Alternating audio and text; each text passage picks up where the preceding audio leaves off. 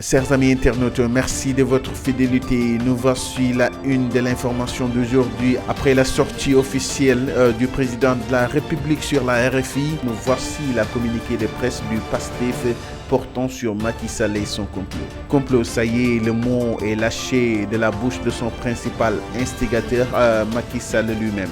Que peut-il dire d'autre lorsque le procès-verbal d'enquête de la gendarmerie est taillé par les témoignages et le rapport médical après avoir écarté toute preuve de présumé viol donne des pistes claires d'un sombre complot politique maladroitement ourdi. Que peut-il dire d'autre lorsque sa vaste campagne de désinformation et de terreur n'a pas permis de convaincre l'opinion du mensonge et de donner légitimité à son projet de liquidation?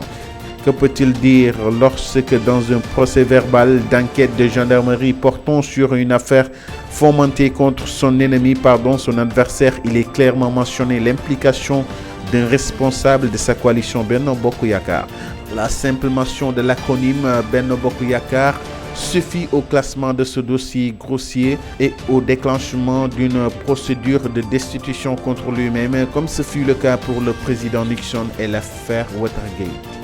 Que peut-il dire d'autre lorsque son procureur a interrompu l'enquête dès lors que celle-ci s'acheminait vers la piste et la convocation probable du dit responsable Benno Bokk Yakaar, d'un médecin et d'un avocat cités dans l'affaire?